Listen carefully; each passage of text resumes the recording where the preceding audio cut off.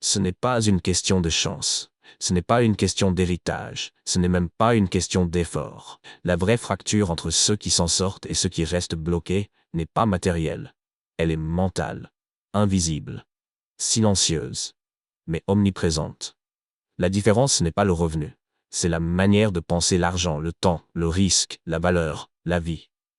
Deux personnes peuvent vivre dans le même quartier, gagner le même salaire, mais se retrouver à des années-lumière l'une de l'autre. Parce que tout commence dans la tête. Et que la pauvreté, avant d'être sur le compte en banque, est dans le logiciel intérieur. Quand tu grandis dans le manque, tu développes une stratégie mentale de survie. Tu deviens expert en court terme. Tu sais comment repousser une facture, comment improviser un repas avec presque rien, comment jongler entre plusieurs dettes. Tu deviens rapide, réactif, ingénieux. Mais tu perds en vision. Tu n'as pas le luxe de planifier. Tu n'as pas l'espace mental pour penser en années. Chaque mois devient une course d'obstacles. Chaque décision se prend dans la peur. Et cette peur constante devient un filtre. Elle affecte tout. Tes choix, tes relations, ta façon de parler, de rêver, de réagir. Tu vois une opportunité, tu penses arnaque. Tu entends investissement, tu entends perte potentielle. On te parle de lancer un projet, tu réponds « et si ça ne marche pas ?» Le cerveau conditionné par la rareté se méfie de tout ce qu'il ne contrôle pas. Il préfère le connu, même douloureux, à l'inconnu, même porteur. C'est pas de la paresse, c'est de la protection. Mais ce mécanisme de protection a un prix. Il empêche l'élan. Il étouffe l'ambition. Il crée des plafonds invisibles, des limites qu'on ne voit même plus. On les appelle le bon sens, la réalité, le monde tel qu'il est. Mais en réalité, ce sont des croyances, des idées transmises, répétées, jamais remises en question. Et tant qu'on ne les voit pas, elles nous dirigent. L'école n'aide pas à casser ce cycle. Au contraire, elle renforce la structure. On y apprend à écouter, à se conformer, à entrer dans le cadre. On t'apprend à chercher un emploi, pas à créer de la valeur, à obéir, pas à diriger. On te forme pour le salariat, rarement pour l'indépendance. On t'évalue sur ta capacité à répéter, pas à inventer. Et surtout, on ne parle jamais d'argent, comme si c'était un sujet honteux. Un sujet réservé à ceux qui ont les moyens. Résultat, des millions d'adultes deviennent financièrement analphabètes, non par bêtise, mais par ignorance programmée. Dans certaines familles, l'argent est vu comme dangereux. Gagner trop, c'est changer. Épargner, c'est ne pas profiter de la vie. Investir, c'est risquer de tout perdre. On préfère consommer maintenant parce que demain est trop incertain. On dépense pour exister. On achète pour se prouver quelque chose. On montre à l'extérieur ce qu'on n'arrive pas à construire à l'intérieur. Et cette pression sociale est puissante. Elle pousse à l'alignement. Si tu gagnes plus que tes proches, tu deviens suspect. Si tu veux te former, on te dit que tu te prends pour quelqu'un. Si tu veux investir, on te dit que tu rêves. Alors, tu restes à ta place. Tu n'oses plus avancer, par peur de t'éloigner des tiens. La loyauté invisible t'empêche d'évoluer. Tu restes pauvre, pour rester accepté. Mais pendant ce temps, ceux qui pensent autrement avancent. Ils comprennent que l'argent n'est pas une fin.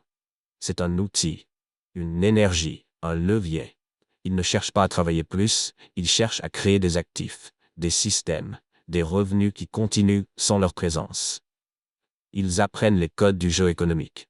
Fiscalité, structure, délégation, automatisation. Ce n'est pas une question d'intelligence, c'est une question de focus. Ils savent que le temps est plus précieux que l'argent. Alors, ils achètent du temps. Ils délèguent, ils investissent, ils préfèrent perdre un peu maintenant pour gagner beaucoup demain. Là où les pauvres cherchent le confort immédiat, les riches construisent le confort différé. Pas parce qu'ils sont plus courageux, mais parce qu'ils ont vu plus grand. Ils ne jouent pas pour aujourd'hui. Ils jouent pour 2030. Et surtout, ils savent que l'erreur fait partie du processus. Ils échouent. Souvent. Mais ils ne s'identifient pas à l'échec. Ils n'en font pas une preuve qu'ils ne valent rien. Ils apprennent. Ils ajustent. Ils recommencent. Pendant ce temps, d'autres abandonnent au premier obstacle. Parce qu'ils ont appris que l'échec, c'est honteux. Alors ils ne tentent même plus. Et chaque tentative évitée devient une victoire du conditionnement. Mais il existe une bascule. Une fracture intérieure. Un moment où tu regardes ta propre pensée. Où tu prends conscience que ce que tu vis vient en grande partie de ce que tu crois. Que la réalité n'est pas objective. qu'elle est filtrée, et que si tu changes le filtre, tu changes le monde. Ce moment-là, il ne vient par magie. Il vient par choc, par douleur ou par décision. Décider de ne plus penser comme on t'a appris. Décider de réécrire ton langage. Ne plus dire je ne peux pas. Dire comment je peux. Ne plus dire je n'ai pas les moyens. Dire qu'est-ce que je dois apprendre pour y parvenir. Ne plus dire je n'ai pas le temps. Dire je décide de mes priorités. Ce ne sont pas des phrases motivantes, ce sont des bascules neuronales. Tu veux changer ta situation? Change ton logiciel. Tu veux sortir du manque? Sors de la pensée du manque. Tu veux créer plus? Commence par désinstaller les croyances qui t'interdisent de recevoir.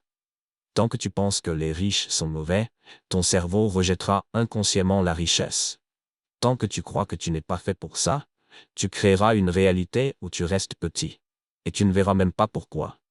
Mais la vérité, c'est que personne ne viendra te sauver. Aucun État, aucun patron, aucun miracle. Le seul sauvetage possible, c'est la transformation intérieure.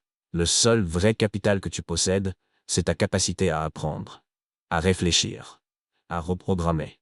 Et tant que tu as un cerveau qui fonctionne, tu n'es pas condamné. Alors, pose-toi la vraie question. Veux-tu continuer à penser comme on t'a appris, ou veux-tu penser comme celui que tu veux devenir? Veux-tu suivre les traces de ceux qui survivent, ou inventer un chemin vers l'abondance? Ce choix-là, personne ne peut le faire à ta place. Il commence dans le silence. Il commence maintenant. Découvre l'extrait gratuit du Codex mental. Lien en description.